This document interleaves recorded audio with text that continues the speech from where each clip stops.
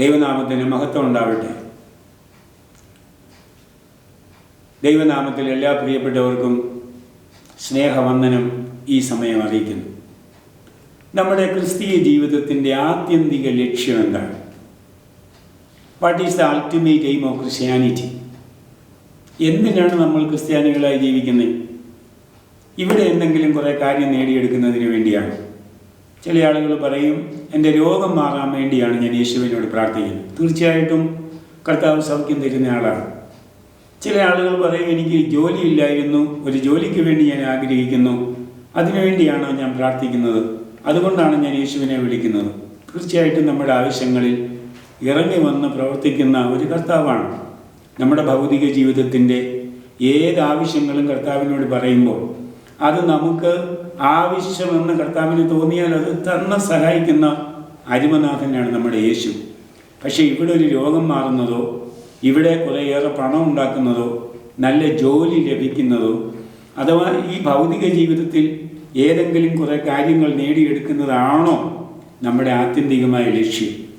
ഇതാണ് ഇന്ന് രാവിലെ അല്പസമയം ചിന്തിക്കുവാൻ ഞാൻ ആഗ്രഹിക്കുന്നത്.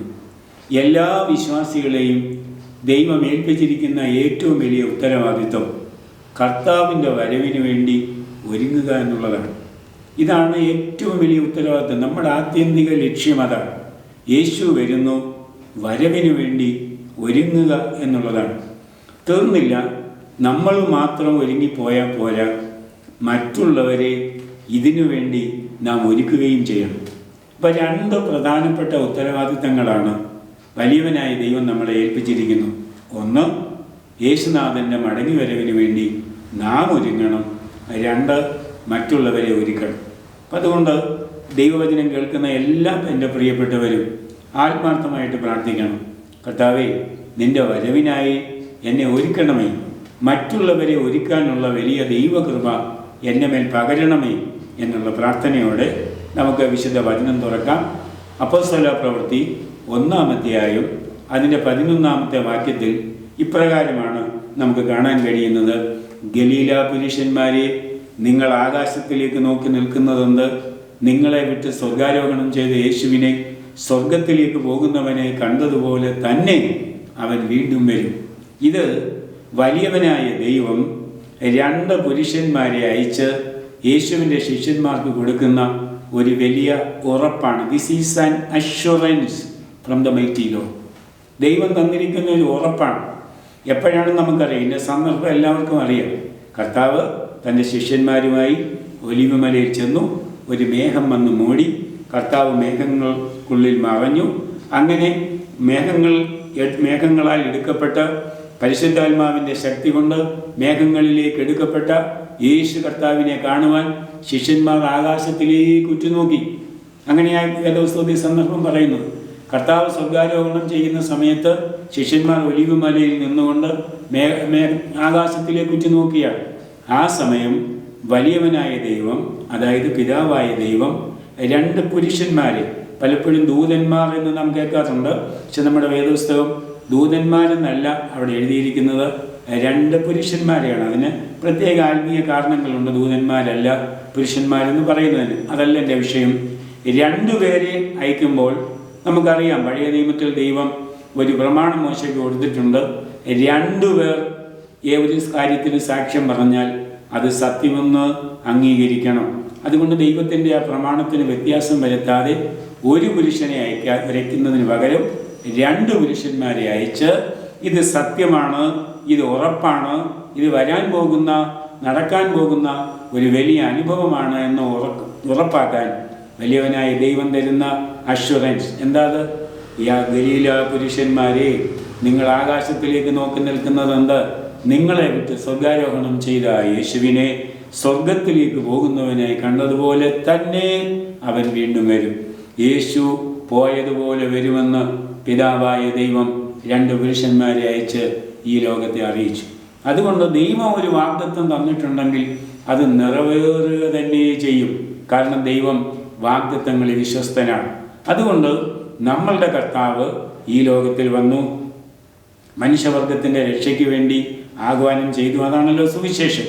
പിശാചിൻ്റെ ബന്ധനങ്ങളിൽ നിന്ന് മനുഷ്യവർഗത്തെ മാറ്റുന്നതിന് വേണ്ടി, അഴിച്ചു കളയുന്നതിന് വേണ്ടി, ബന്ധനങ്ങളിൽ നിന്ന് വിടുവിക്കുന്നതിന് വേണ്ടി യേശു ഈ ഭൂമിയിൽ വന്നു സകല മനുഷ്യവർഗത്തിൻ്റെയും രക്ഷയ്ക്ക് വേണ്ടി കാൽവറിയിൽ പരമയാഗം നടത്തി അതിനുശേഷം സാധാരണ മനുഷ്യരെ പോലെ ഈ ലോകത്തിൽ മരിച്ച് അടക്കപ്പെട്ടു. എന്നാൽ ലോകത്തിൽ ആദ്യമായി പിന്നീടൊരു മരണമില്ലാത്ത അവസ്ഥയിലേക്ക് കർത്താവ് ഉയർത്തെഴുന്നേറ്റു. ഓർക്കണം, അതിനു മുമ്പ് ആളുകൾ ഉയർത്തെഴുന്നേറ്റിട്ടുണ്ട്.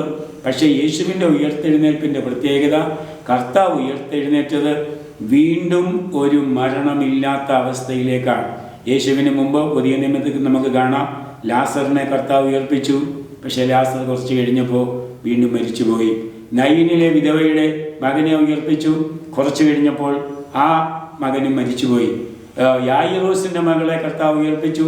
കുറെ കഴിയുമ്പോൾ ആ മകളും മരിച്ചു പോകുന്നതായിട്ടാണ് ഈ നമ്മുടെ ചരിത്രം കാണുന്നത്. എന്നാൽ യേശു ക്രിസ്തുവിൻ്റെ ഉയർത്തെഴുന്നേൽപ്പ് വീണ്ടും ഒരു മരണമില്ലാത്ത അവസ്ഥയിലേക്കാണ്. അങ്ങനെ ഉയർത്തെഴുന്നേറ്റ കർത്താവ് പിതാവിൻ്റെ വലത്തുഭാഗത്തിരുന്നു കൊണ്ട് നമുക്ക് വേണ്ടി മധ്യസ്ഥത അണയ്ക്കുന്നല്ലോ.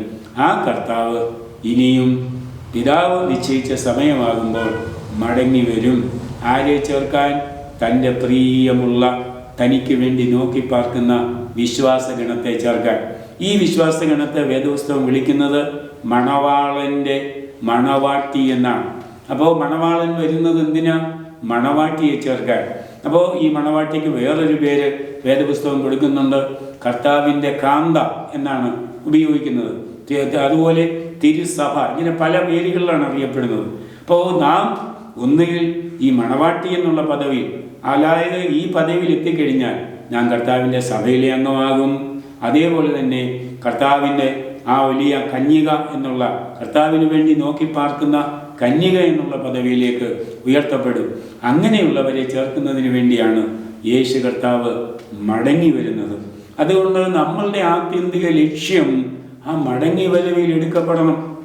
പല ആളുകളും എന്നോട് പറഞ്ഞിട്ടുണ്ട്, യേശു ക്രിസ്തു വരുമെന്ന് 2000 വർഷം കൊണ്ട് ആളുകൾ പറയുന്നു, എന്താ ഇതുവരെ വരാത്തത്? അപ്പോൾ ഇത് വരുമെന്നൊക്കെ പറയുന്നത് വെറുതെയാണ്. പിന്നെ മനുഷ്യനെ ഇങ്ങനെ ആത്മീയ ഗോളത്തിൽ പിടിച്ചു കെട്ടുന്നതിന് വേണ്ടി യേശു വരും എന്ന ഒരു ഒരു വാഗ്ദത്തം കൊടുത്തു പോവുകയല്ലേ എന്ന് അനേകം ആളുകൾ എന്നോട് ചോദിച്ചിട്ടുണ്ട്.